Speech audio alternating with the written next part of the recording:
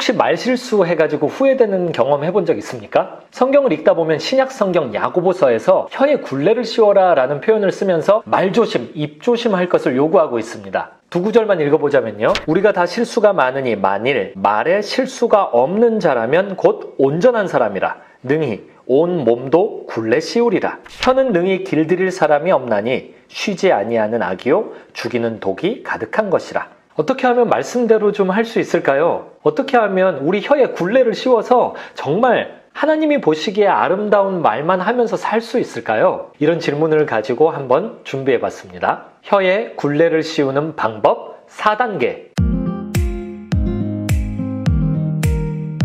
첫 번째 단계는 문제를 인식하는 것입니다. 만약 입조심을 하지 않으면 이게 얼마나 큰일이 나는지 성경의 경고의 말씀들을 통해서 일단 인식해야 되겠습니다. 대표적인 거 10가지만 한번 살펴볼게요. 하나님을 따라 의와 진리의 거룩함으로 지으심을 받은 새 사람을 입으라. 그런즉 거짓을 버리고 각각 그 이웃과 더불어 참된 것을 말하라. 이는 우리가 서로 지체가 됨이라. 이 말씀에 따르면요, 예수 믿고 새로워진 사람, 예수 믿는 사람의 정체성을 가진 사람은 거짓말을 하지 않습니다. 이웃과 함께 진실을 말하는 사람들이 됩니다. 그렇다면 뒤집어서요, 거짓말하는 사람은 뭐냐? 예수님 안 믿는 사람이나 일반이 됩니다. 큰일 납니다. 너희가 서로 거짓말을 하지 말라. 옛 사람과 그 행위를 벗어버리고. 야, 내가 거짓말하면 예수님 믿기 이전의 행동을 답습하는 결과야. 이걸 인식해야 되겠습니다. 또 하나, 불평하는 사람은 악의 근원이 됩니다. 분을 그치고 노를 버리며 불평하지 말라. 오히려 악을 만들 뿐이라. 또 하나, 두루 다니며 한담하는 자는 남의 비밀을 누설하나니 마음이 신실한 자는 그런 것을 숨기느니라. 만약 우리가 입술을 지켜서 남의 비밀을 숨겨주지 않는다면, 다니면서 다른 사람들의 비밀을 까발리고 말 전하는 그런 입술이 된다면 우리는 하나님 앞에 신실하지 못한 자라는 판단을 받게 될 것입니다. 자기의 이웃을 은근히 헐뜯는 자를 내가 멸할 것이요. 가슴이 너무 철렁합니다. 남 헐뜯는 말 하잖아요. 하나님이 멸망시켜버리신다고 경고하고 계십니다. 맹세의 말, 내 형제들아 무엇보다도 맹세하지 말지니 하늘로나 땅으로나 아무 다른 것으로도 맹세하지 말고 오직 너희가 그렇다고 생각하는 것은 그렇다라고 하고 아니라고 생각하는 것은 아니라 하여 정죄 받음을 면하라. 그런 거 있잖아요. 내가 하늘에 대고 맹세하고 우리 엄마 아빠에 걸고 맹세할게 이렇게 얘기하는 순간 하나님으로부터 정죄를 받는 사람이 된다라는 것입니다. 자랑하는 말도 문제가 됩니다. 너는 내일 일을 자랑하지 말라. 하루 동안에 무슨 일이 일어날는지 내가 알 수 없음이니라. 타인이 너를 칭찬하게 하고 내 입으로는 하지 말며 외인이 너를 칭찬하게 하고 내 입술로는 하지 말지니라. 내일 일을 자랑한다. 그러면 미련한 자로 정죄받게 됩니다. 누추함과 어리석은 말이나 희롱의 말이 마땅치 아니하나니 오히려 감사하는 말을 하라. 요 구절이 나와 있는 에베소서 5장을 쭉 살펴보면 하나님 앞에 육적으로나 영적으로 음행을 저지르는 사람의 태도에 대해 이야기하고 있어요. 그렇게 맥락을 살펴보자면 누추한 말, 어리석은 말, 희롱의 말 하는 사람은 음란한 사람입니다. 무릇 더러운 말은 너희 입 밖에도 내지 말고 오직 덕을 세우는 데 소용되는 대로 선한 말을 하여 듣는 자들에게 은혜를 끼치게 하라. 그런 거 있잖아요. 더러운 말, 그러니까 욕설이랄지 듣기 거북한 말들 있잖아요. 만약 우리가 입술을 제어하지 않고 더러운 말을 내뱉잖아요. 그러면 성경에 의해 은혜 없는 자라는 정죄를 당하게 될 것입니다. 너희를 박해하는 자를 축복하라. 축복하고 저주하지 말라. 로마서 12장의 맥락에 의하면 원수를 저주하는 말을 내뱉으면 그 사람은 복음이 없는 자가 돼버리고 맙니다. 하나만 더요. 혀는 곧 불이요 불의의 세계라. 혀는 우리 지체 중에서 온몸을 더럽히고 삶의 수레바퀴를 불사르나니 그 사르는 것이 지옥불에서 나느니라. 만약에 우리가 입술을 제어하지 않는다라면 우리 입술로 지옥불을 뿜어대고 다닐 것입니다 라고 성경이 경고하고 있습니다. 이런 식으로요. 일단 첫 번째 단계는 내가 입술을 안 지키면 큰일 나겠구나를 성경 말씀을 토대로 잘 인지하는 것입니다. 그리고 나서 다음 단계, 두 번째 단계는요. 주님, 내 입술을 지키게 도와주소서라고 기도하는 단계입니다. 여호와여, 내 입에 파수꾼을 세우시고 내 입술의 문을 지키소서. 시편 기자가 노래하는 것 좀 보세요. 이게 지혜자의 기도입니다. 하나님 앞에 해야 할 기도들이 너무 많이 쌓여 있어요. 그 중에서도 입술을 지키게 도와달라는 기도를 꼭 해야 하겠습니다. 가만히 내버려 두면 우리 입은 성경에서 경고하고 있는 온갖 하나님이 싫어하는 말을 가득 담게 돼버리고 말 거예요. 그러니 애써서 기도의 자리로 나가서 하나님 도와주세요 라고 하나님의 능력을 요청해야 하겠습니다. 어떤 거룩한 능력이든 다 마찬가지예요. 우리가 속에서부터 끌어낼 수가 없습니다. 하나님으로부터 받아내야 됩니다. 이미 하나님은 우리에게 예수님을 주셨기 때문에 예수님의 이름으로 예수님보다 작은 모든 능력을 구할 수 있는 특권이 있으니까 이것도 함께 구하시자고요. 첫 번째 단계에서 성경적으로 입술을 지키지 않는 것의 결과의 위험성을 인식했다면 그 다음에 능력 달라고, 입술을 지키는 능력 달라고 기도하고, 기도했다면 세 번째 단계로는 입술을 지키는 액션을 취하기 시작해야 할 것입니다. 그 시작은 생각부터 바꾸는 것이죠. 일단 말하기 전에 다음 4가지 생각을 해보는 것을 성경은 우리에게 권고하고 있습니다. 첫 번째는 내가 내뱉는 말은 결국 마음에서 나오는 것이다. 이 부분을 생각해야 하겠습니다. 독사의 자식들아, 너희는 악하니 어떻게 선한 말을 할 수 있느냐? 이는 마음에 가득한 것을 입으로 말함이라. 선한 사람은 그 쌓은 선에서 선한 것을 내고 악한 사람은 그 쌓은 악에서 악한 것을 내느니라. 단순히 내 입을 틀어막는다고 해서 이게 될 일이 아닌 거예요. 마음을 바꿔야 되는 것이죠. 내 마음이 선한 것들로 가득 차야만 내 입술을 선한 입술로 지키는 일이 가능해져요. 그러니 어떻게 해야 되냐? 마음도 선한 것으로 바꿔달라고 하나님 앞에 간구하며 생각해야 하겠습니다. 말을 내뱉기 전에 먼저 생각해야 할 또 한 가지 사실은 사랑을 품는 것입니다. 우리는 하나님의 형상으로 지어졌고 예수 안에서 하나님의 자녀가 되었잖아요. 자녀는 아빠 닮지 않습니까? 그렇다면 우리가 어떤 말을 하기 전에 아빠 하나님의 사랑의 속성을 먼저 닮아야 되겠습니다. 그 사랑의 속성을 요한일서를 가지고 살펴보자면 크게 4가지를 볼 수 있는데요. 첫 번째는 사람 살리는 생각하는 것입니다. 하나님이 자기의 독생자를 세상에 보내심은 그로 말미암아 우리를 살리려 하심이라. 하나님의 사랑의 목적이 사람 살리는 데 있잖아요. 그러니까 그걸 우리도 받아들이고 모범으로 삼아서 어떤 말을 내뱉기 전에 이게 사람 살리는 말인가를 먼저 생각하고 기도했으면 좋겠습니다. 또 하나의 요소는요, 사랑은 여기 있으니 우리가 하나님을 사랑한 것이 아니요 하나님이 우리를 사랑하사. 이 부분이에요. 주로 대화할 때 내가 사랑받기를 원해서 아니면 받은 거에 대한 응답으로서 말을 하죠. 그런데 하나님의 사랑을 닮아야지라고 생각하고 기도하는 사람은 내가 먼저 사랑하는 생각을 갖기 때문에 내가 먼저 사랑하는 것과 관련된 말을 하게 될 것입니다. 또 하나는 용서인데요. 그 다음 구절에서 이렇게 이야기하죠. 우리 죄를 속하기 위하여.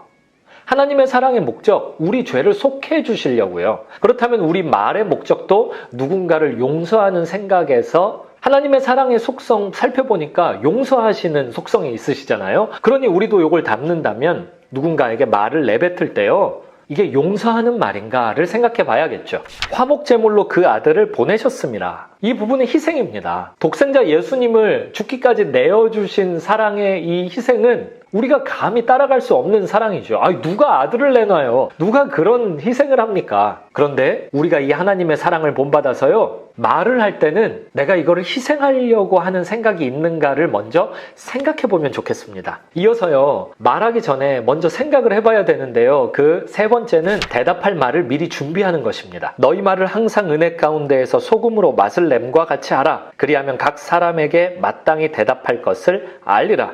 요리할 때 소금을 쓰는 비유를 들고 있어요. 저도 여기서 빵을 팔고 있는데요. 이 빵에 부풀어 오르게 하는 용도와 맛을 내는 용도로 소금이 소량 들어가거든요. 소금이 빠진 반죽을 가끔 하게 되는데 그럼 맛이 갑자기 없어져 버립니다. 소금은 조금만 들어가도요, 전체의 맛을 살린다고요.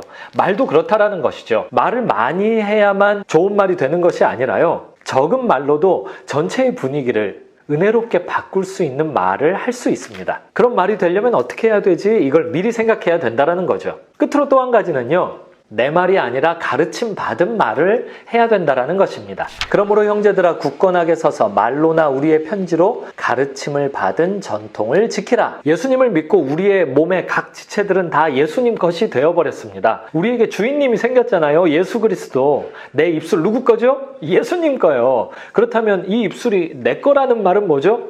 내가 내 입술을 예수님의 마음대로 쓸 수 있도록 내어드리는 의지를 발휘하는 의미에서 내 거라고 이야기하는 거예요. 그러니까 궁극적으로는 이걸 예수님께 갖다 바치는 일을 매일 하면서 살아야 됩니다. 내 입술을 예수님께 바친다. 그러면 예수님 맘대로 쓰셔야 될 거 아닙니까? 예수님은 이 땅에 와서 공생의 사역을 하시는 동안 천국 복음을 입술로 가르치셨죠. 그리고 그걸 제자들에게 똑같이 부탁하셨고 지금까지 우리에게 전해 내려온 전통이 되었습니다. 그러니 우리도 입술을 사용할 때 가르침 받은 전통대로 복음을 전하는 말을 하는 것이 마땅한 것이죠.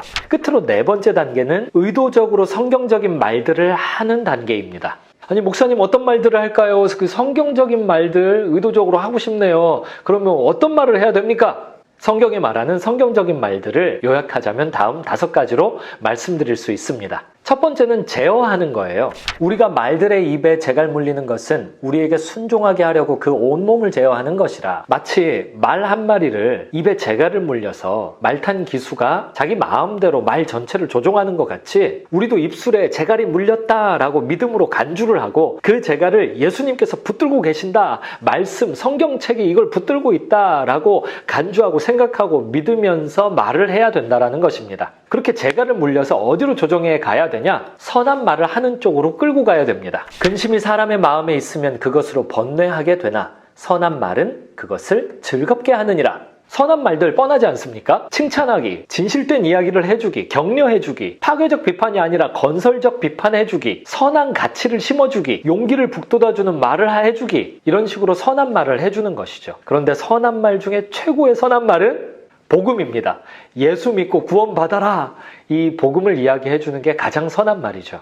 성경적인 말 세 번째는 감사의 말을 하기입니다. 누추함과 어리석은 말이나 희롱의 말이 마땅치 아니하니 오히려 감사하는 말을 하라. 함께 신앙생활하는 영적 식구들이 주변에 있습니다. 그분들과 함께 약속한 것 중에 하나가 매일 아침에 눈 딱 뜨면 감사합니다. 감사합니다. 감사합니다. 감사합니다. 감사합니다. 감사합니다. 감사합니다. 감사합니다. 감사합니다. 감사합니다. 이렇게 10번씩 감사합니다를 외치고 하루 시작하기입니다. 만약 내 입술에 재갈을 물리지 않고 내버려 두잖아요? 그러면 감사가 아닌 온갖 종류의 불평, 불만, 억울함에 대한 호소, 부정어들이 튀어나오기 일쑤니까요. 그러니 의도적으로 내 입술을 지켜서 선한 말, 감사하기를 해야 하겠습니다. 사실 창조주 하나님의 자녀들이 됐는데 감사 말고 뭐 다른 말 할 필요가 뭐가 있겠습니까? 어떤 일이 있어도 일단 내가 잘 모를 때도 덮어놓고 일단 감사합니다 하면서 믿음으로 하나님 앞에 입술을 바치는 일을 함께 하시자고요. 성경적인 말하기 네 번째는 사람 살리는 말을 하는 것입니다.